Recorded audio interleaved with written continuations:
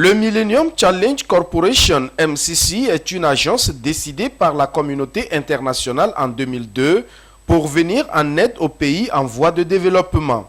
Pour le faire, une carte a été établie avec des indicateurs pour évaluer les pays concernés. Une carte des scores qui comporte 20 indicateurs répartis dans 3 différentes catégories. Nous avons la catégorie de la liberté économique, catégorie de la bonne gouvernance, troisième catégorie, celle de l'investissement dans le capital humain, c'est-à-dire les secteurs sociaux. Pour la matérialisation des objectifs du MCC, l'ancien président américain George Bush a créé une ligne budgétaire dénommée MCA, Millennium Challenge Account, avec 2 programmes de financement. Nous avons le programme Threshold qui est mis en œuvre sur une période allant de 1 an à 3 ans, voire 4 ans, et dont l'enveloppe peut aller de 5 millions de dollars à 60 millions de dollars. Donc disons que c'est un programme modeste avec des ressources modestes.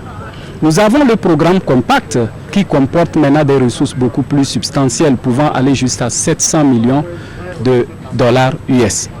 Et pour y être éligible, il faut remplir certaines conditions au regard des indicateurs sur la carte des scores. Le premier critère, c'est de valider l'indicateur sur le contrôle de la corruption.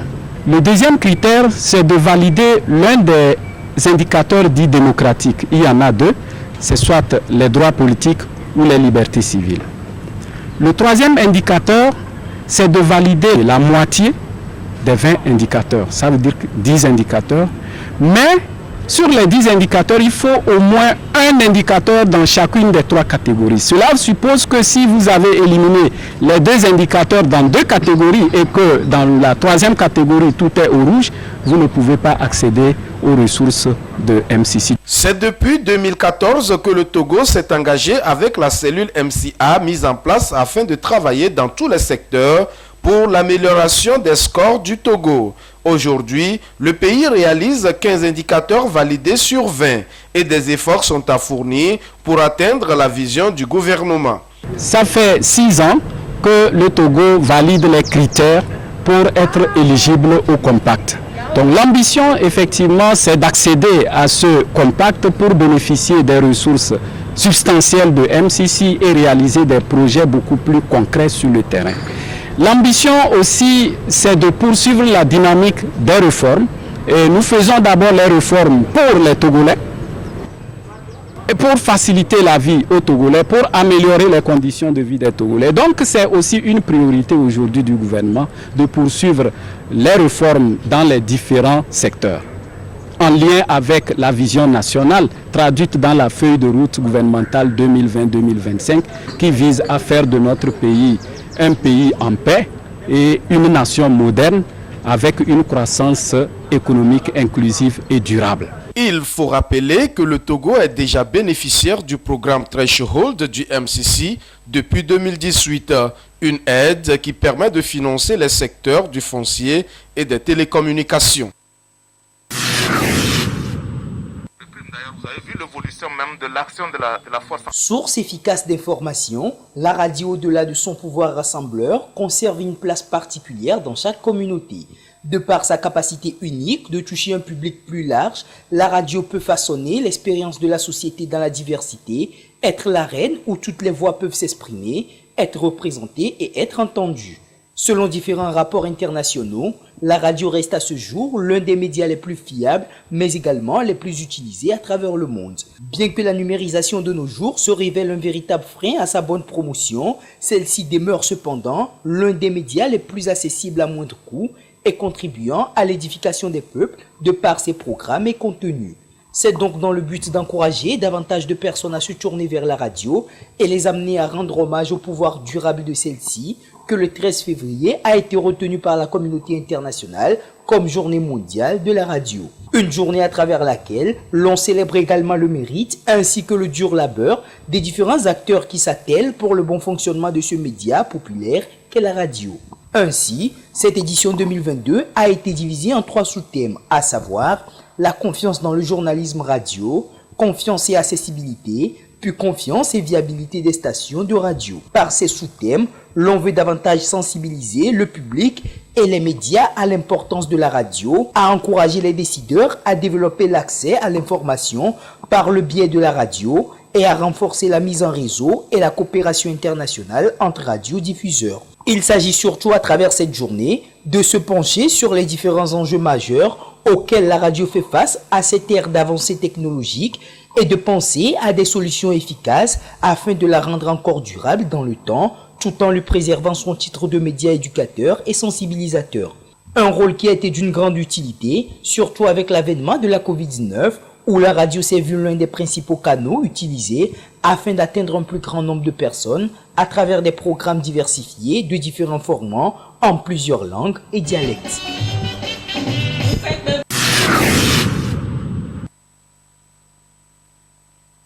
Elle est célébrée dans plusieurs pays à travers le monde. La Saint-Valentin ou la fête des amoureux est une occasion pour les uns et les autres de réaffirmer leurs sentiments à leurs partenaires et de les témoigner à travers des expressions, des cadeaux et autres. Ce 14 février, le constat est encore bien visible. Les boutiques et autres points de vente n'ont pas manqué le rendez-vous. Les articles sont disponibles. Articles aux couleurs de la Saint-Valentin, le rouge, le rose, le blanc, bref, l'emblème de la passion. Le 14 février, c'est une date où on célèbre l'amour. Mais néanmoins, on a un amour l'un à l'autre depuis. Ça s'est couplé avec mon anniversaire. Moi, je suis né le 14 février. Dans ce genre de choses, les gens envoient des cadeaux aux gens juste pour prouver leur sympathie et l'amour l'un à l'autre. En général, c'est pour ceux qui sont déjà mariés. C'est pour les mariés. Maintenant, ces derniers temps, c'est les jeunes qui se sont lancés. Joyeux fête de Saint-Valentin à tous les amoureux. Cette fête constitue donc une opportunité pour ces commerçants de réaliser de bons chiffres d'affaires. Même si l'ambiance n'a pas été celle des grands jours, on se contente du peu. La vente n'est pas vraiment ça, parce que tout le monde se plaint qu'il n'y a pas l'argent et autres. Mais nous avons exposé quand même la couleur du jour, le rouge et le blanc. Mais ce n'est pas vraiment ça l'ambiance, mais on remercie Dieu quand même. Il y a des sacs, il y a les chaussures, il y a des robes, il y a des pantalons. C'est un peu dur, il vient là quand même. Exprimer son amour ne doit pas être une affaire d'une journée et certains l'ont bien compris. L'amour, ça ne doit pas avoir un jour particulièrement auquel on doit le prouver à tout le monde. Selon moi, l'amour, ça c'est pour tous les jours, d'autant puisque Dieu l'a dit. Nous avons que l'amour à offrir à nos prochains. Donc, tous les jours que Dieu nous fait grâce, nous devons le montrer à nos proches et autres, la manière dont on les aime. La célébration de la Saint-Valentin semble prendre une autre tournure aujourd'hui avec les dérives et les dépravations observées au sein de la jeunesse. Il est donc important de sensibiliser cette couche sociale, de la conscientiser afin de préserver les valeurs relationnelles au sein de nos sociétés. Du gazon et des fleurs bien entretenues pour embellir cet espace situé en face de CCL à Kakaveli. Des agents arrosent quotidiennement pour garder et maintenir la verdure propre et attrayante. Il s'agit d'un espace vert. Ce projet d'espace vert a été porté par Kofeto Kaka Ayemba et son ami Florent Kodjo Defli. Ils apportent ainsi leur contribution en matière d'assainissement urbain et aussi pour lutter contre l'insalubrité. Sinon, ici, c'était un dépotoir où les gens déféquaient. Certains déféquaient directement ici, d'autres déféquaient dans les plastiques qu'ils viennent jeter. Donc, d'autres utilisaient ici comme un lieu pour uriner. Et nous avons vu que ce n'est pas bien, ce n'est pas propre. Donc, nous avons pris l'initiative de dégager l'espace. S'il y avait les ordures, nous avons dégagé les ordures et nous avons maintenant finalisé l'espace vert pour rendre ici propre. Non seulement pour la beauté de la ville, le jour où on devait inaugurer le train, c'est ici le président de la République est venu descendre. Donc nous avions fait ça aussi pour symboliser ce jour-là. Notre idée, c'est d'accompagner le gouvernement dans l'assainissement de la ville. Nous conseillons à toute la population de faire ce qu'ils peuvent faire. Chacun n'a qu'à faire sa part pour accompagner l'État. Et ce que je vais dire encore, c'est que les gens n'ont qu'à aider à entretenir les cadres, l'environnement, l'espace. Il y a la divagation des bêtes, brouter le gazon, ce qui fait très mal. Ceux qui jettent les ordures un peu partout, ils n'ont qu'à se contrôler et chercher un cadre propice pour le dépôt des ordures ménagères. Cet espace vert a beaucoup changé le milieu selon les riverains qui ont salué l'initiative. Là, je trouve l'endroit là, c'est bon. C'est joli à voir. On veut que tout le monde va passer comme ça aussi. C'est très bon, c'est bien aménagé, il y a un grand changement.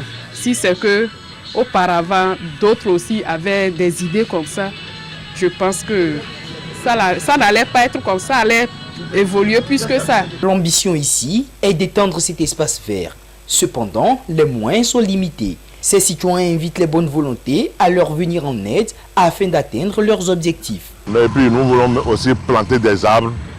Et ça là, nous sommes en train de nous programmer pour le 1er juin. Nous aurons besoin du financement pour continuer.